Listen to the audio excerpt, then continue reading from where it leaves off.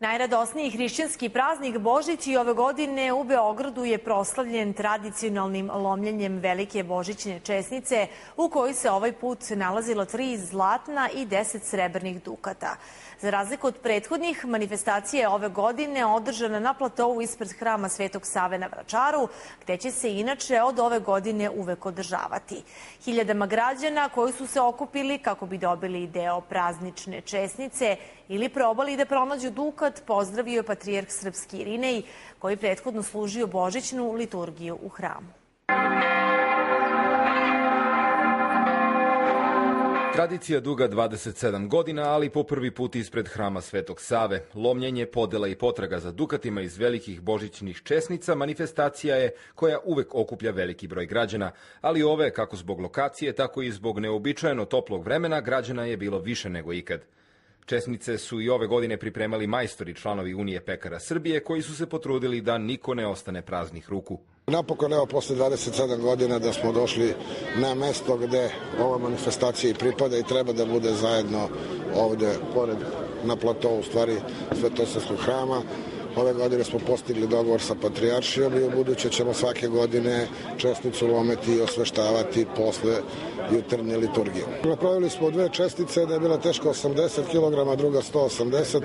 Ovu prvu su radili mlađi pekari, 4. koleno današnjih beogradskih pekara koji rade u svojim pekarama i dalje očuvavaju i održavaju tu tradiciju. Potrudit ćemo se sledeće godine je 800 godina Srpske pravoslavne crkve i mislim da ćemo jako popraviti poziciju, da očekujemo da ćemo sad već krećemo u akciju, da skupljamo zlatnike, da ćemo sigurno za sledeću godinu pripremiti bar jedno 50 zlatnika i verovatno više stotina srebrnjaka, ne bili na tih 800 godina podeli to građanima i deci Beograda. Drago mi je što, kao što vidite, zaista veliki broj građana je ovde pred hramom Svetog Save bio i na Badnji dan i na Božić, što samo pokazuje da ljudi naprosto su prihvatili su hram i poštuju tu našu svetinju i poštuju sve ono što smo uradili oko hrama, kao što je Božićno seoce, kao što je ovo lomljenje česnice koje smo organizovali zajedno sa Srpskom pravoslavnom crkvom. Tako da zaista ovaj Božić pokazuje da će zaista biti bolje i našem gradu i našem narodu. Danas će uvek česnica se lomiti ispred hrama Svetog Save,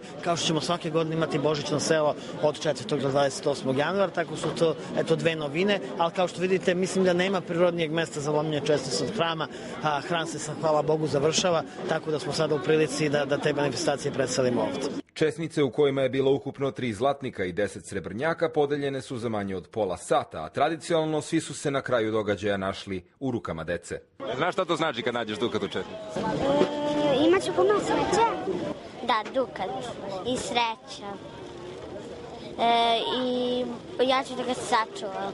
Zajedno sa pekarima česnicu su delili i gradski čelnici i ministri u vladi, a događaju je prisustvovao i generalni sekretar predsjednika Srbije Nikola Selaković, koji je tom prilikom građanima čestitao praznik. Zdravlja, sreće, porodičnog mira, uspeha i svakog dobra od Gospoda.